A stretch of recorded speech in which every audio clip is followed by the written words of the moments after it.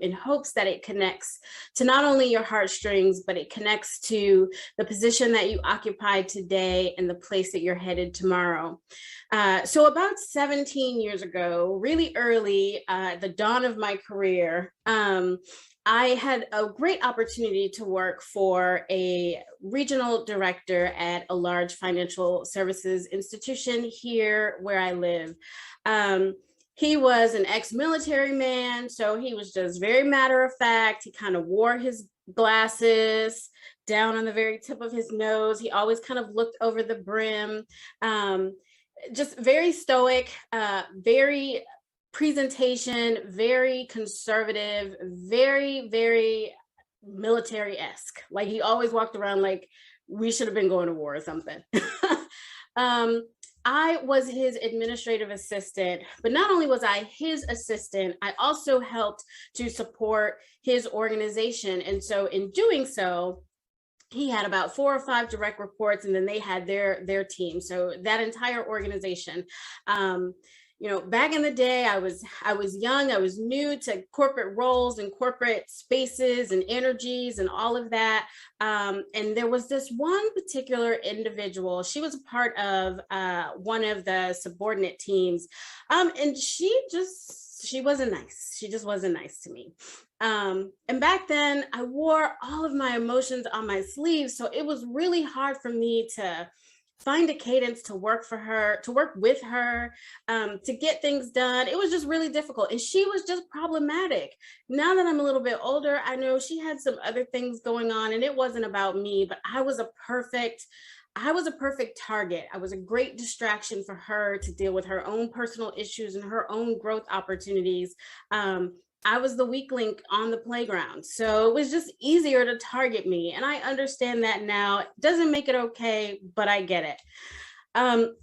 So we got to this point in time in the year where our team, we all went to Vegas for this really huge conference. And so this particular year, my manager thought that it would be a great opportunity if I ran the show. So I was responsible for coordinating this entire event, from the budget, which was a multi-million-dollar budget. I had never done anything like that.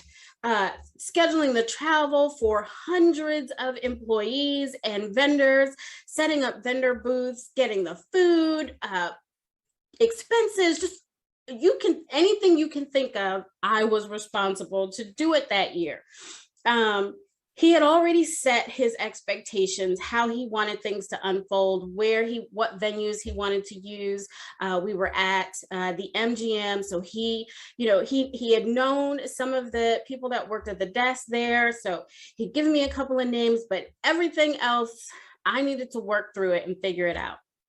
Well, there came a point in time that I had to make some decisions that really went against what this particular individual on the team, she wanted to do some different stuff, but it wasn't her money. And it really wasn't her authority to make those decisions. And it didn't matter to her because I was nothing more than somebody's assistant. And clearly she was, a step above toilet cleaner.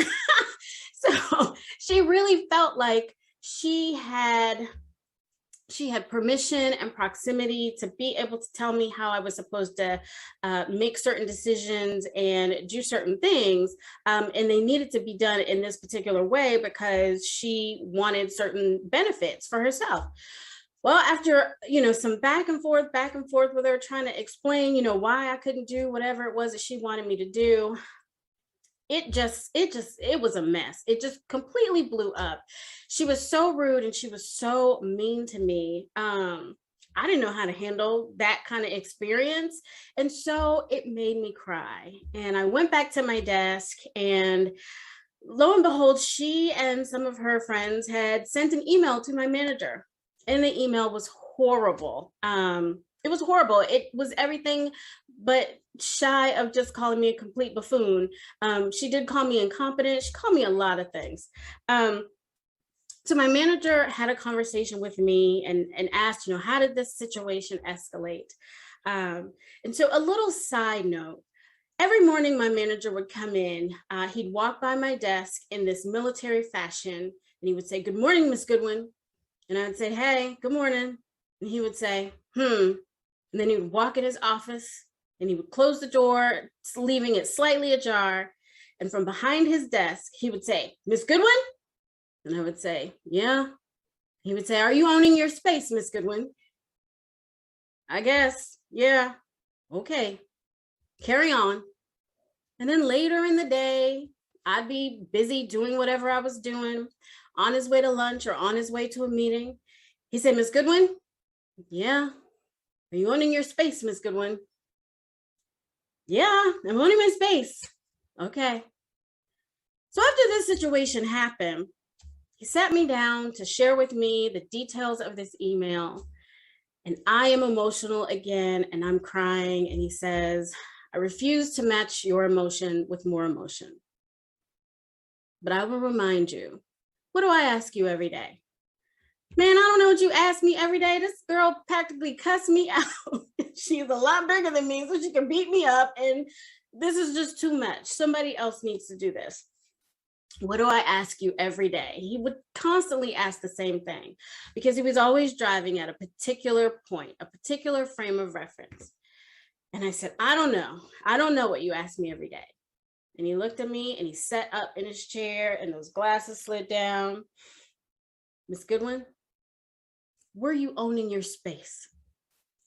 "I was trying to own my space, but this is what happened, and this is what happened, and this is what happened." "Stop." And then he asked me a question that I think in the moment when he asked, it completely went over my head. But here we are, fast forward 17 plus years later. That question always rings in my mind. And it really governs how I have led other teams. It governs how I build my business, how I support my family, and how I interact with relationships. What he asked me was, "Do you recognize the authority that you have access to?" "I don't understand what you're talking about." "Miss Goodwin, first of all, side note, y'all don't know how it vexed my soul that he kept calling me Miss Goodwin. Until the day he retired, he would call me Miss Goodwin. But back to this story. He said, "Miss Goodwin, you allowed everybody in every condition to tell you what to do. This is my money. This is my team. I'm responsible for the entire Southeastern region. If I snap my finger and say that it needs to happen over here, guess what? It needs to happen over here, exactly like I said it. And what you had at your disposal was my word that this is how it should be done. You didn't need to offer anybody else any explanation beyond, well, he said." And anything else should have just been moved out of the way. But instead, you tried to take on a responsibility that wasn't yours. It was mine. I told you what I had empowered you to do. The only thing you needed to do was just do. And so I share this moment with you all just to remind you of the authority that you have access to. Sometimes we allow the noise and the pressures of all the external things to really try to dictate and make decisions for us on how we're supposed to move forward in our lives, with our decisions, in our business, with our relationships. But I just want to remind you today that you need to be firm and secure on the power and the authority that you have access to. If God has already destined you to do XYZ, then you don't need my permission to do XYZ. The only thing you need to do is sink your heels into the soil and get ready to do the work, period. Years ago, Oprah Winfrey offered Iyanla Vanzant a television show or a segment on the Oprah Winfrey Show. Barbara Walters, from, I believe she was on ABC at the time, she offered Iyanla a show. her own show, her own 1 hour segment on television that would rival the 4 p.m. hour that Oprah Winfrey was on at the time. So when Oprah offered Iyanla that segment, Iyanla said, no, I can't take it because God is telling me that I should be moving over here. And Oprah said, oh, okay. Well, if God is telling you to do it, I'm going to take my hands off of it and I'll leave it alone. Well, we know that Iyanla eventually went back to Oprah because the God that she was hearing was the voice of Barbara Walters. And the show that she got from Barbara Walters didn't last. It barely made it a season. Here is the moral to that story. If you really believe that God is calling you to something, don't let somebody else come in and distract you and rob you of your blessing and rob you of your opportunity so that you have to waste years and then later on you go back to the starting point and just to get it right. And listen, I am a big advocate of course correction. If you got to go back and make things right so that you can recover and move on, then do it. But if you don't have to waste that time, don't waste that time. Please, please, please, I implore you, if you've got a vision for what your business is supposed to be, if you've got a vision of your education or whatever it is, if you have that vision and you see yourself better in your future, don't allow negative people, don't allow people who've never been anywhere or accomplished anything to tell you that your journey is going to be too hard. They don't know what hard is because they haven't done this. But trust and believe that if God has promised it to you, you are built for this. This is exactly the moment that you're supposed to be in. This is exactly the information that you're supposed to receive. This is exactly the journey and the space that you are supposed to carve for yourself. So today, to the Blaze Network, ladies, I am asking you, are you owning your space today? Do you recognize the authority and the power that you actually have access to?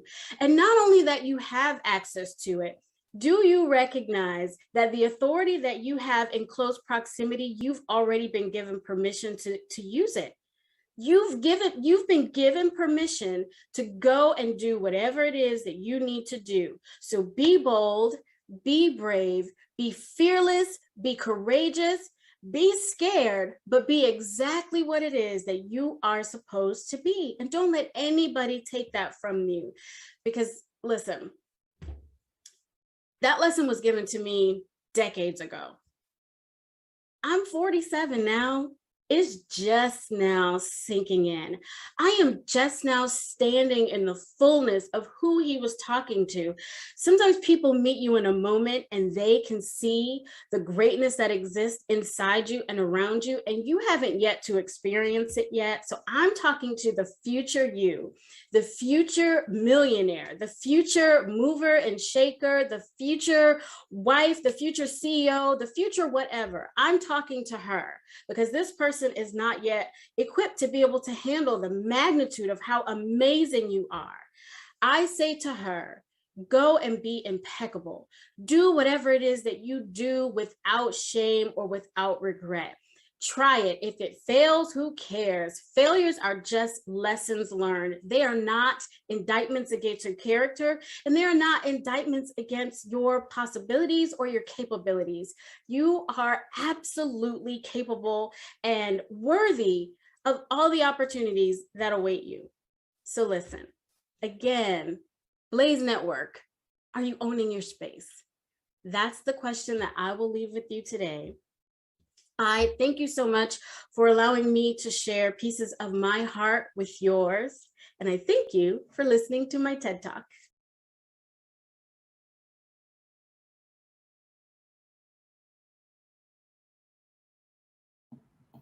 Y'all, don't we love Fakita? Let me throw some hearts on the stage myself. Fakita with the beautiful spirit, Fakita with the transparent heart, Fakita with a loving, loving, loving soul. And Fakita, don't you worry. We had names for that woman since you were very nice about what she was. But look at you today, right? Look how you are leveraging that sword to empower everyone. And even that annoying man who said Miss Goodwin now you can look back on it and understand what he was trying to teach. And I think that's a deep part too, right? Like people plant seeds inside of us along the journey. And even if we don't get it in that moment, like they are so important. Proximity to power is so important, right? Because it plants seeds that will bud later on, right? So even in this summit, I think there are gems that are being dropped on each of us that are just planting seeds, and we can't fully digest it yet today, but it's going to bloom and grow. So kudos to everybody for being in this space. Of course, I want to hear from you. We have 12 minutes until the next session, which is a workshop. So a workshop, you're going to need your pens and your paper for. And then we have another DJ set after that, y'all. But in this 12 minutes that we have, I want to hear from you, right? What are your reactions? What are your thoughts? Even affirmations for Paquita. Somebody give this woman her flowers, y'all. She deserves. Hit the raise hand button under the screen. It'll look like a hand like this. If you'd like to come to the stage for a second and share what's on your heart or your mind. And if y'all don't know me, I'm going to wait for this. Blaze means building leaders and accepting zero excuses. So we're going to get comfortable with the sound of our own voice. Who'd like to come up? Do. All right. Nina, I'm pulling you up. All right. Hello. Can you hear me? Yes, ma'am. Hey, girl. Hey, girl. Hey. Listen, I need some oil for my edges because they have been completely snatched. Like just the power in those 6 words or 3 words, own your space. It just has so much meaning that can be infiltrated into business and personal and relationships and just every aspect of life. Like I need a tattoo of it, like right now. Like it's just a constant reminder because it has so much meaning, not just physically, but emotionally and mentally, and owning your space and owning your feelings and being justified and validated in that, and not needing anybody else's stamp of approval in owning your space. So flowers. Huge flowers. I agree. Thank you so much, Nina. Thank you so much. I agree. We have 2 more.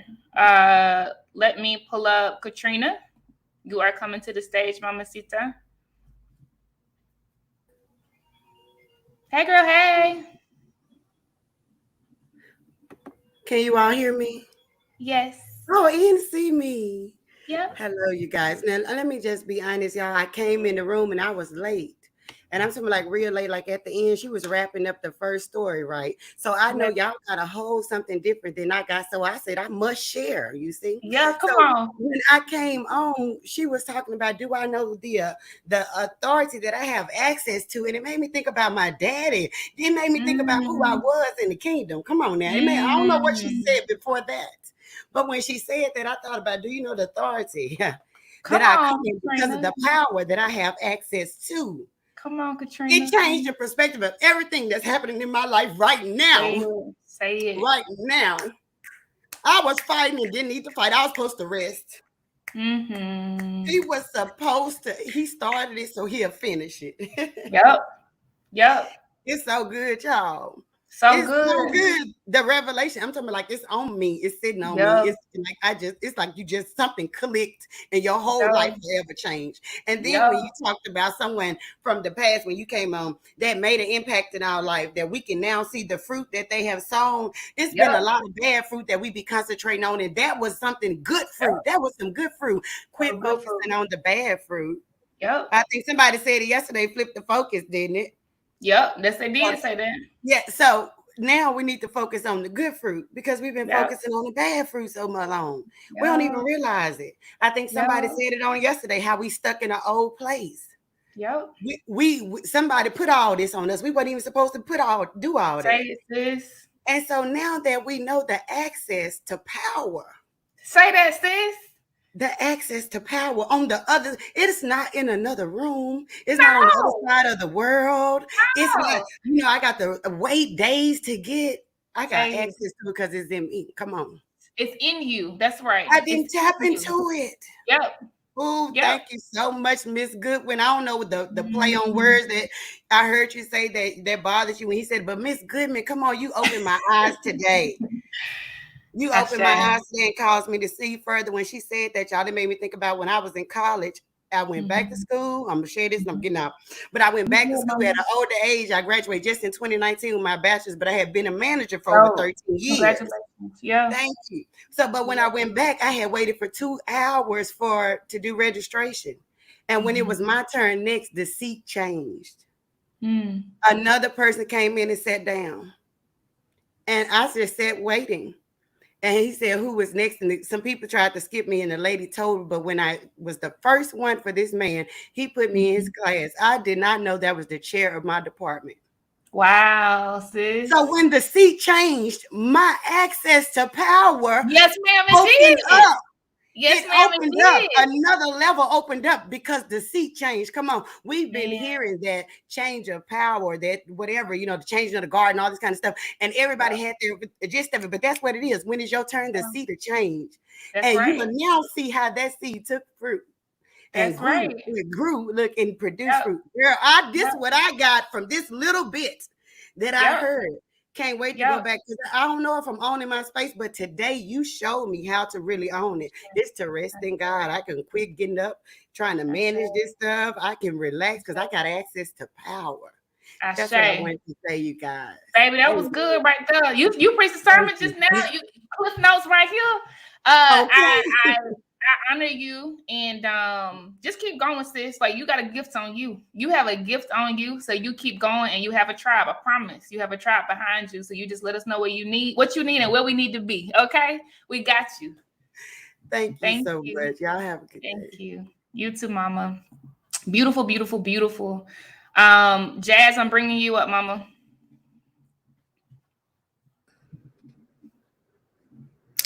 Hey.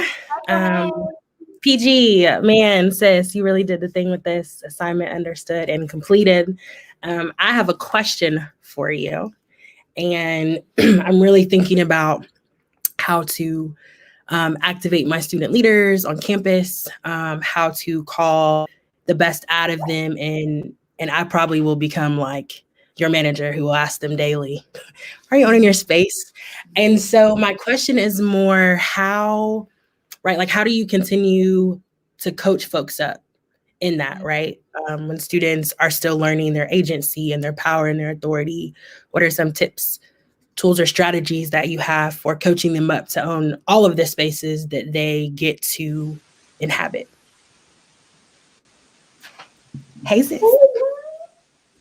Listen, you have to see them. When my manager did for me all those years ago, is he saw me. He saw me every morning. He saw me on his way to lunch. He saw me on his way to his meetings and sitting at his desk. Miss Goodwin, are you owning your space today? Good morning, Miss Goodwin. Good afternoon, Miss Goodwin. Somebody had to see me. And even though it didn't resonate with me in that moment, here I am today, and I fully embrace leadership. I fully embrace management. I fully embrace all the opportunities that are ahead of me because somebody saw me back then when those opportunities I didn't have access.